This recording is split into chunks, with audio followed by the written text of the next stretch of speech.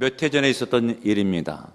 어느 방송국 기자에게 외국으로부터 수신자 부담 전화가 걸려왔어요. 기자는 장난인지 알고 한두 번 온 것을 끊었는데 몇 차례 더 오게 되니까 예감이 이상해서 받아보았는데 30대 후반의 여성인데 북한 말씨를 쓰는 것을 볼 때 탈북자구나 라는 것을 쉽게 알아차릴 수가 있었고요. 황급하게 하는 이야기가 제발 도와달라고 라고 간청하는 그런 이야기였습니다. 내용을 들어보니까 그가 북한에서 탈북을 해서 중국 쪽에 있다가 5년 전 이야기래요.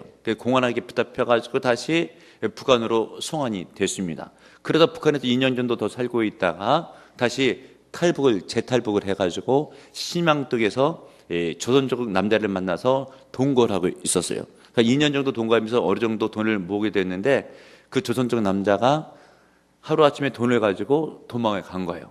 그러니까 자기는 이제 홀몸이 돼가지고 돈을 모았으면 그것을 갖고 다시 대한민국 쪽으로 다시 오고 싶었는데 올 길이 막막하고 한국 영사관에 도움을 청하려고 하다가 보니까 경계가 삼엄하고 그래서 한국 교회에 어떻게 도움을 받으려고 CBS라고 하는 방송을 통해서 이렇게 하면 되겠다 싶어가지고 무작정 기자 전화번호가 있어서 걸었다라고 하는 거예요. 그러면서 도와달라라고 이야기를 하는 것이죠. 기자도 무슨 힘이 있어요? 탈북자 어떤 단체에 대해서 상황만 설명해 줬지 커다란 도움은 주지 못했다라고 하는 이야기가 신문 지면에 난 적이 있습니다.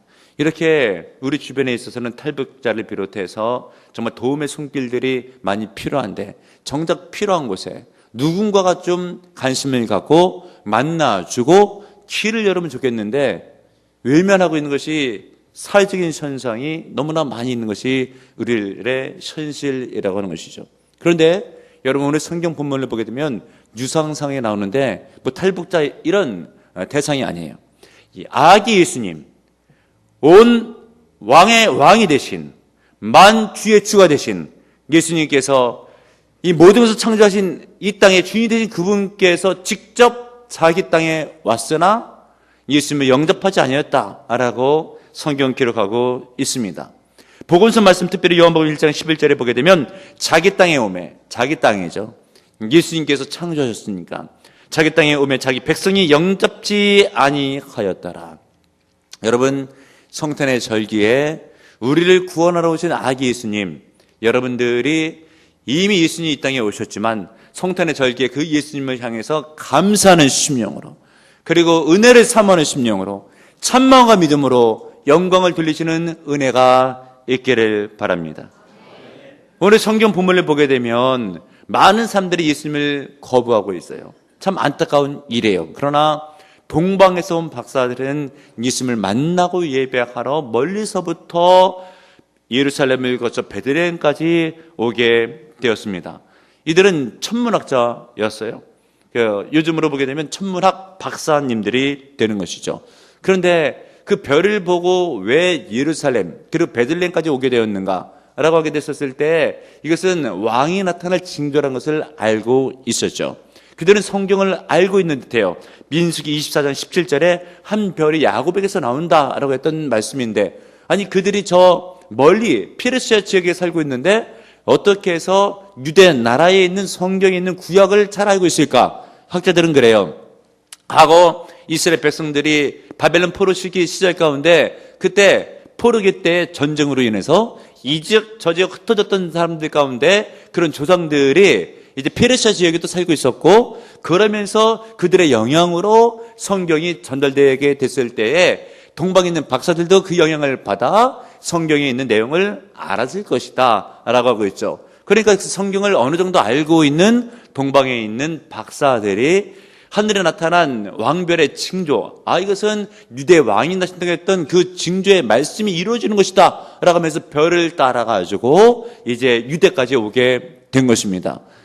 독일의 유명한 신학자 케플러는 예수님께서 나타날 당시에 성경에 큰 별이 나타났다라고 했는데 그런 천문학자이기도 했어요. 신학자이면서도 그 당시에 하늘의 쌍어성자라고 하는 목성, 토성, 화성이 이 시기 가운데 일직선으로 행성이 3개가 나란히 있게 되니까 큰 빛을 발하였다라고 이야기를 해요.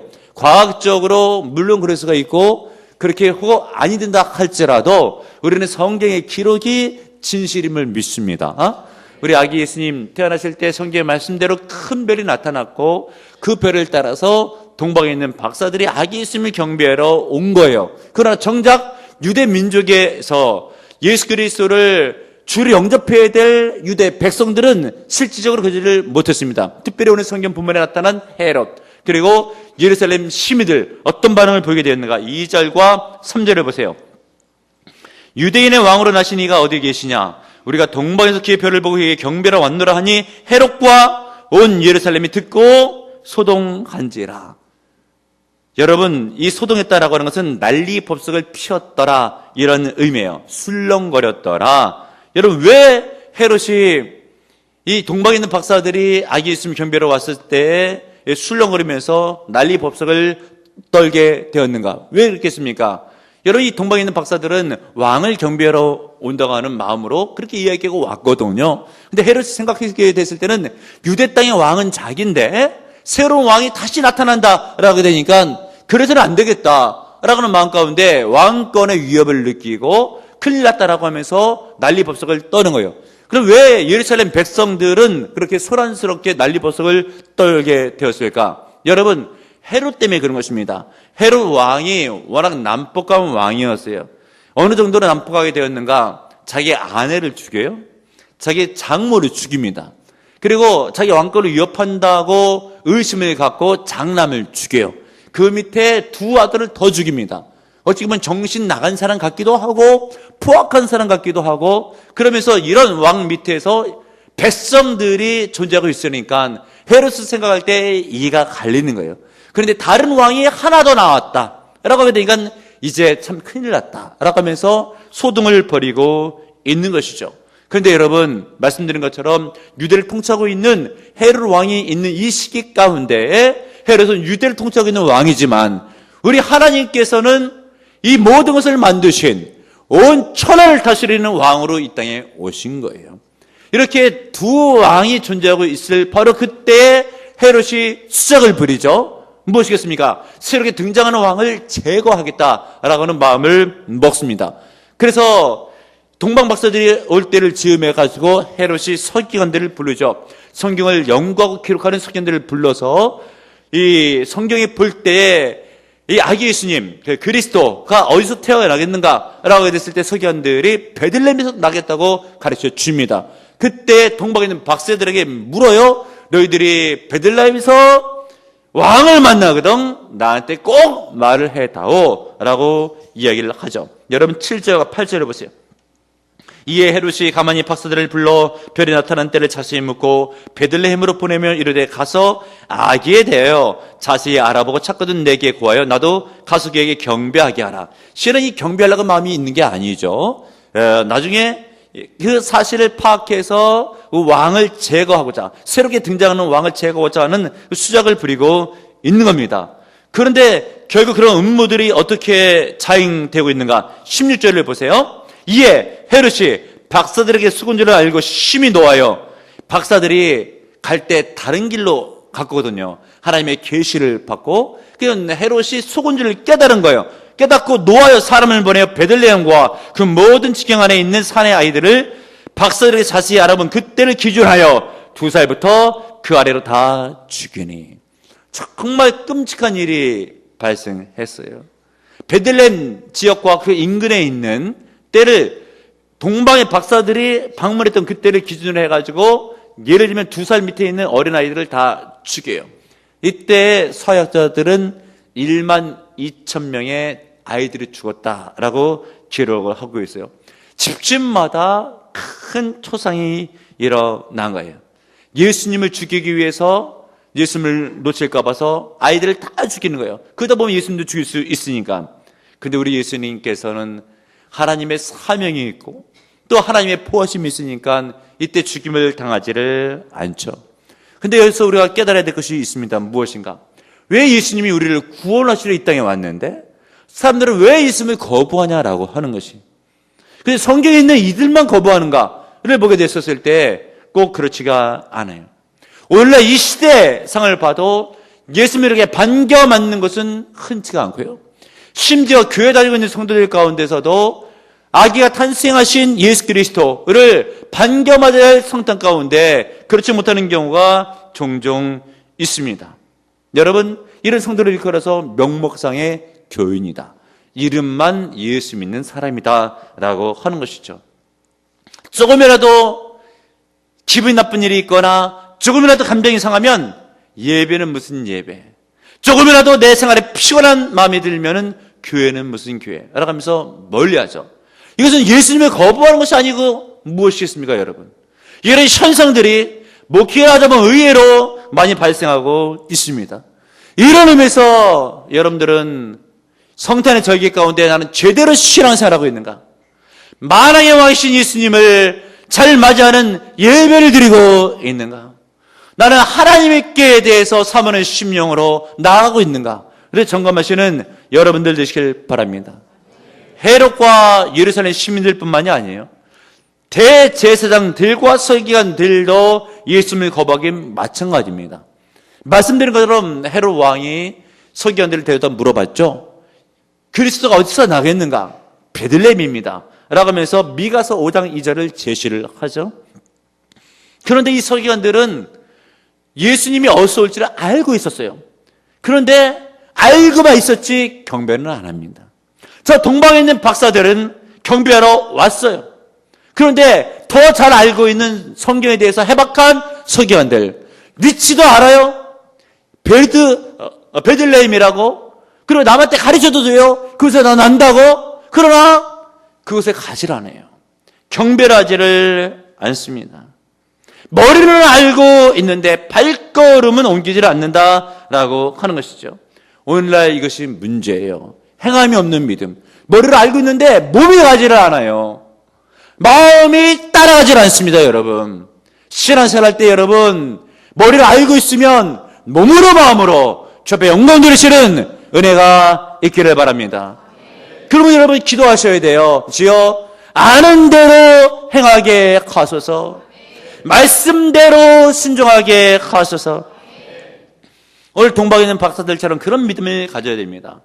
헤롯 왕과 베들레헴 시민들과 그리고 말씀드린 것처럼 대제사장들과 서기관들이 예수님을 폐척하는 그때에 타 지역에서 저 멀리서 우리 예수님을 경배하러 왔던 동방의 박사들의 경배의 모습을 본받는 여러분들 되시길 바랍니다.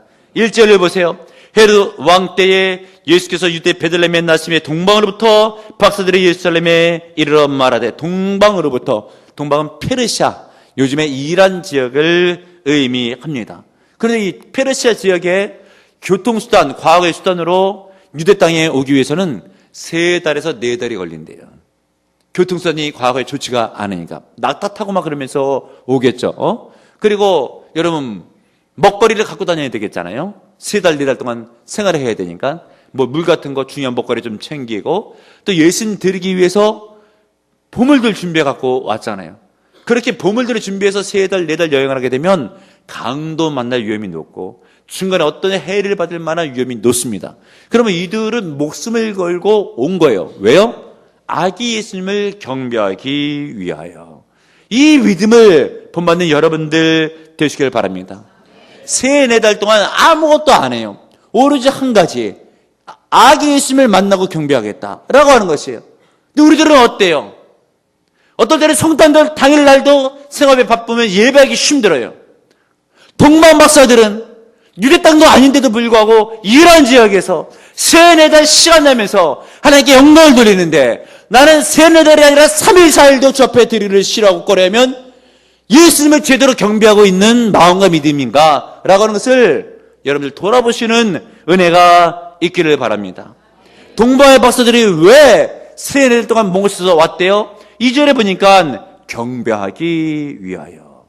여러분, 우리가 예배 드리는 것은 하나님을 높여드리기 위해 오는 거예요. 깨닫는 여러분들 되시길 바랍니다. 그러므로 여러분, 그런 자세로 예배를 드려 오잖아요. 은혜를 받습니다. 그런데 만약에 어떤 분들은 아직 믿음이 생겨나지 않아가지고 가족 가운데 누가 꼭 가자고 하니까 집안 분위기가 험악한 분위기로 흘러갈까봐 가정의 평화를 위해서 나오신 분이 계세요. 안 나오시는 것보다는 좋지만은 이왕이면 하나님을 예배하는 참 믿음으로 하면 얼마나 감사하고 주께서 보실 때 영광을 거두시겠습니까? 그리고 어떤 경우에 있어서는 마음으로는 가기 싫은데 내가 안 가면 주변의 인간관계에 무슨 문제가 발생할까 봐, 이런 사회적인 인간관계의 관점 때문에 나오는 경우도 있습니다. 우리 주님께서 그런 자세를 볼 때에 여러분 어떤 마음을 품으시겠습니까? 그러나 오늘 동방에 있는 박사들처럼 참 마음과 참 믿음으로 나올 때는 시간이 아무리 많이 소요돼도, 그리고 어떨 때는 내일이 바쁘지만 생업을 뒤로하는 일이 있어도 하나님을 만나야 되겠다, 악이 있으면 경배해야 되겠다, 이런 믿음으로 나온 동방박사들, 우리 주님께서 얼마나 기뻐 받으시겠습니까? 그러나 그렇게 하지 못하는 이유는 어디에 있겠습니까? 예배에 대한 강렬한 욕구가 없어요. 하나님을 만나겠다고 하는 열정이 적어요. 결단하셔야 돼요. 심령을 새롭게 해야 됩니다. 하나님께 온 영광을 돌려드려야 돼요. 그리고 오늘 동방의 박사들 보니까 어떻게 알겠으면 경배합니까? 11절을 보세요. 집에 들어가 아기와 그의 어머님 마리아가 함께 있는 것을 보고 엎드려 아기께 경배하고, 어떻게 해요? 엎드려 경배했다. 여러분, 아기가 태어나가지고 얼마나 이쁘게 태어났는가 얼굴 보고 구경하러 온 거야? 아니죠. 그래 동방의 박사들이라고 해서 자기의 직위를 박사학위를 받았다고 해서 소문내러 온 것도 아니죠. 무엇이겠습니까? 왕이 온다는 것을 알고 계셨어요. 여러분, 겉모습은 자기가 어른이고 아기는 갓나잖아요. 그런데도 불구하고 참 왕인 것을 믿고 그 연세에 바짝 엎드려 무릎을 꿇고 경배할 때 우리 하나님께서 영광을 거두시는 거예요. 여러분, 이것이 예배입니다. 실질적으로 우리가 이렇게 앉아서 예배를 드리지만 마음 자세로서는 엎드리는 자세로, 하나님 앞에 무릎을 꿇고 엎드리는 자세로 예배하는 거예요. 주님 앞에 영광을 돌리겠다고, 그분을 경배하겠다고, 그 주님의 인재를 체험하겠다고. 실은 예배 드릴 때 은혜 받는 것 중요하죠. 더 중요한 게 있어요. 하나님께 영광을 돌리는 것. 할렐루야. 주님께서 이 자리에 계십니다. 그리고 찾고 있어요. 참으로 예배하는 자, 참으로 경배하는 자, 엎드려 영광을 돌리는 자, 그런 자로 발견되시는 여러분들 되시기를 바랍니다. 그런데 동방에 있는 박사들이 먼 길을 여행해서 납작 엎드려 주님을 예배할 때 그 만나는 그 순간 얼마나 감격이 있었겠습니까? 여러분, 그냥 생각 없이 예배하러 나온 것하고 세례를 준비해서 아기 예수님 만나러 온 동방박사들하고, 그 동방박사가 아기 예수님을 만나고 보게 됐을 때 얼마나 마음속에 감격이 있었겠어요. 여러분, 예배 시간에 은혜 받는 것은요, 물론 설교를 잘하게 되면 보다 큰 은혜를 받을 수가 있겠지만 더 중요한 것은 예배 드리기 전에 얼마나 예배를 삼하고 있는가가 굉장히 중요합니다. 그러면 말씀 듣기 전에도 그냥 예배 때 좀 와서 준비기도 하는데도 은혜가 크게 임하는 거예요. 내가 얼마나 사모하는 심령으로 예배를 준비하고 있는가. 여러분, 어떤 자세로 오늘 예배에 나오셨습니까? 동방에 있는 박사들처럼 사모하는 심령으로, 준비된 마음으로, 엎드리는 자세로 나올 때 주님께서 영광을 거두셔요. 이 주님을 어떻게 맞이해야 되겠습니까? 여러분, 세계 문인협회에서 문인들이 모였어요. 말하자면 베스트셀러 작가들. 그들 가운데서 누군가가 이런 얘기를 해요. 만약에 셀락을 쓴 밀턴이 이 모임에 지금 들어온다 하면 여러분들은 어찌하겠습니까? 라고 할 때 박수를 치면서 맞이해야죠. 그러는 거예요. 그랬을 때 섹스피어가 이 문을 열고 들어온다면 여러분들은 어떻게 하겠습니까? 그에 합당한 찬사로 그에게 영광을 돌려야죠. 그렇다고 한다면 만약에 아기 예수님이 이 자리에 오신다면 여러분들 어떻게 하겠습니까? 그때 조용하고 있는 한켠에서 어떤 문이 이야기하기를 엎드려 경배하며 일어나 예배하자 라고 말을 할 때 많은 사람들이 은혜를 받았다고 하는 것이에요. 여러분, 예배하는 그렇게 동방에 있는 박사들처럼 자신을 낮추는 거예요. 엎드리는 거예요. 주님께서 영광을 거두십니다. 또 한 가지 중요한 것이 있어요.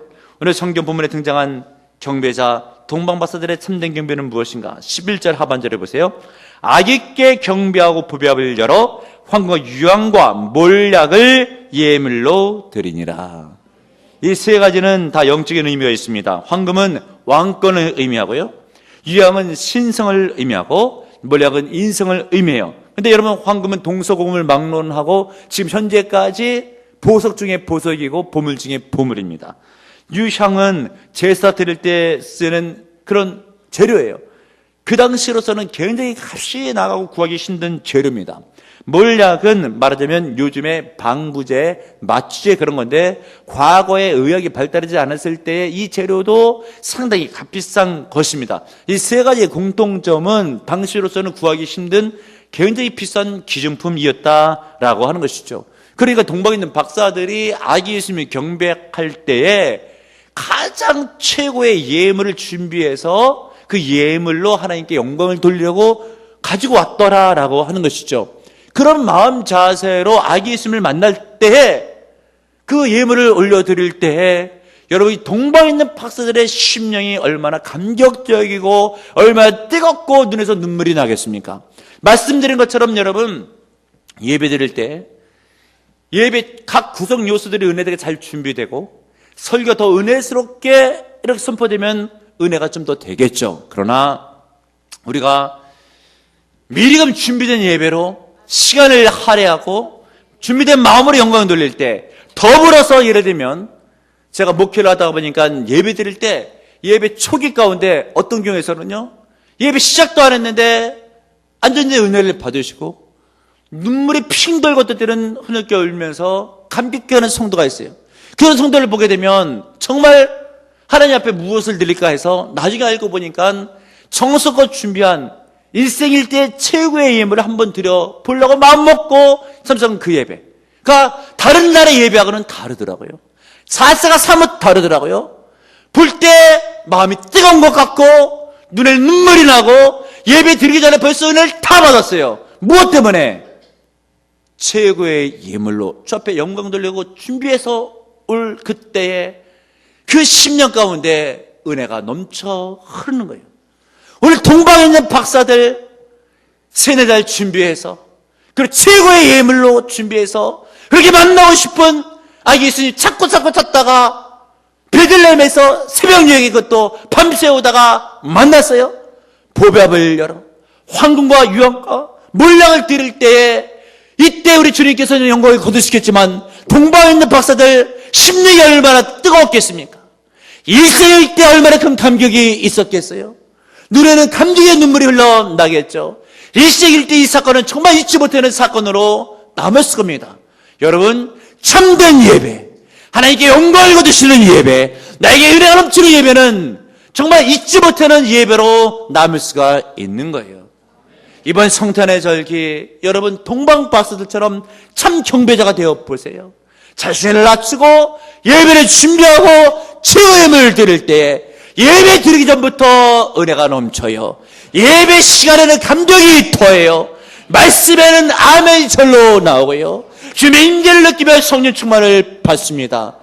성탄의 절기 이런 믿음으로 승리하시길 주님의 이름으로 축원합니다. 주님 감사드립니다. 성탄의 절기에 주의 말씀을 듣게 하시니 감사드립니다. 주여, 예수님을 영접지 아니했던 유대 백성들 아버지 하나님이여, 안타까운 심령으로 주님께서 보고 계셨을 텐데, 그러나 동방에 있는 박사들은 주님께 영광을 돌릴 때 우리 주님께 기뻐받은 줄을 믿습니다. 그 믿음을 본받아 예수 그리스도를 영접지 않고 거부하는 시대 가운데 난 참 예배자와 경배자로 잡혀 영광 돌리기 위하여 준비된 예배로, 엎드리는 예배 자세로, 주 앞에 정성껏 준비한 예배를 드리는 자세로 감격 넘치는 성탄의 절기가 되어 승리하게 하시고, 그럴 때 저들의 은혜가 집안의 생애에 넘쳐 흐를 수 있도록 하늘의 문을 여시고 귀신 눈의 복을 쏟아부어 주옵소서.